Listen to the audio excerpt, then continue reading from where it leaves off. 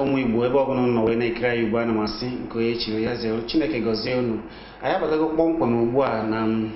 oge ọma ha ji ewepụtara unu ụmụ afọ Igbo na-akwalite asụsụ Igbo ma ọ na-akwalite afọ Igbo site n'ihe niile ha na-eme dịka ejije.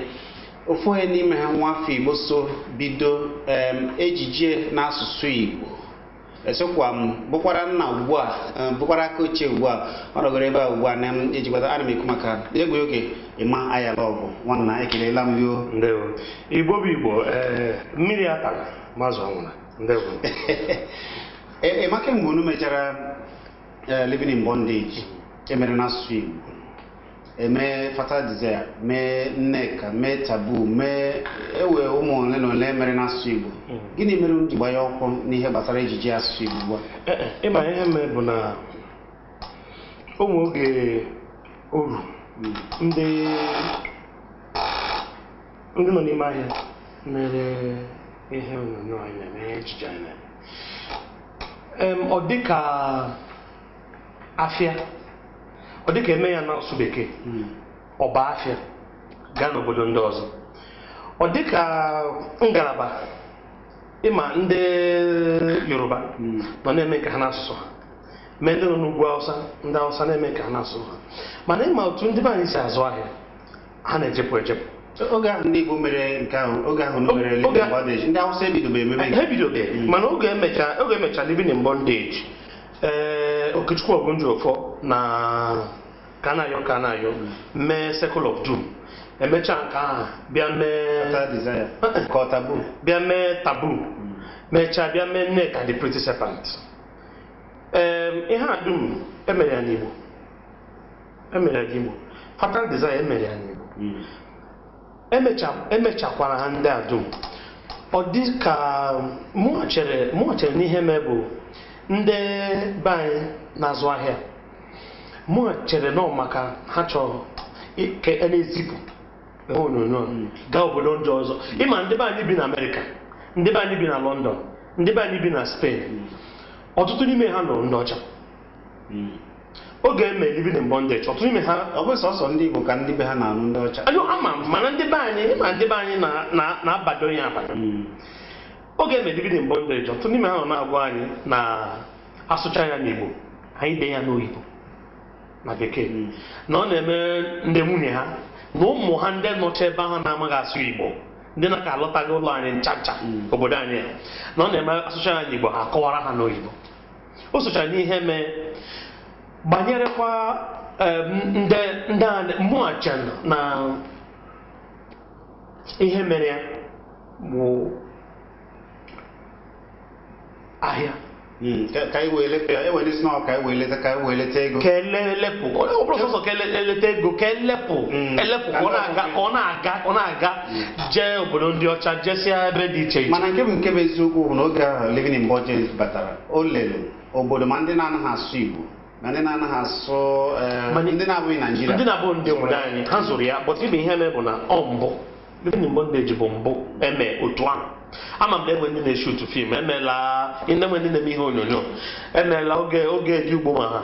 oge Baba Sala ha emeela ya, mana oge anyị mere Living in Bondage o nwe ihe bata n'ime ihe onyonyo. O nwe ka o si dị afịa gbanwe. Ọ dị mma. Onye m na anyị na-akpara ugbu a bụ Ịma Ayalọgụ, aka ochie n'ihe gbasara ejije, mana asị m ka m gba ya otu a maka na ọ na-egbute oge niile ka ọ na-akpa anyị ka anyị gosi ejije mere na Igbo n'asụsụ Igbo. Ugbu a Ịma, oge ụfọdụ imirikiti mgbe ka a na-akpa anyị ndị ọzọ na-egosi ejije na nke n'asụsụ befa, gịnị mere na m anaghị egosizi asụsụ ejije ndị Igbo? Mgbe si na m gara akpọta unu ka ihe m aka saa okwu a. Ihe mere dịka otu isi jụ n'oge emechara Living in Bondage kwụsị n'ụzọ ebido mebi ya n'asụsụ Igbo, mana ugbu a anyị ahụla na ịgagharịcha ụlọ ka mma, maka ama m ịma na na na-esi n'ụlọ mara mma pụọ n'ama ama m ịma na otu anyị na-ekwu okwu ụmụnne anyị ha emeka ike na ndị ọzọ ha na-eme ihe onyonyo ugbu a n'asụsụ Igbo ha nọ n'Ikorodu ya bụ Lagos oge nje jụ ajụkwa m ha gịnị mere ha ji nọ na ala ndị ọzọ na-eme ha ịma ndị na-ekiri Igbo ga-achọ ịmata onye Igbo kpọmkwem ma mara na-afụ gị Igbo onye ebe n'ala Igbo nna m bụ onye Ọnịcha ya mere abụ m onye Ọnịcha ma nne m bụ onye Ọhafịa ya bụ na ịhapụ m ma asọ m Ọhafịa ịhapụ m nsọ Ọnịcha maka na ihe ọzọ ama anyị mere n'akụkụ nke ọzọ bụ na ị mechara ejezie gụọ ma mara asụsụ mba ọzọ hapụ asụsụ Igbo mara gị nke a na-asụ French ihe gbasara asụsụ doro gị ị na-akọ ụmụ ihe a niile iso n'otu agha ndị Igbo ya bụ otu ahụ ndị Emeka Ike ha anyị Igbo eso m ha maka ihe mee ebe m bi ugbu a anọchaghị m n'obodo anyị anyị nọ na saịdị ebe akụkụ ebe Kotonu anọ m n'oke Naịjirịa ụbọchị mbụ eme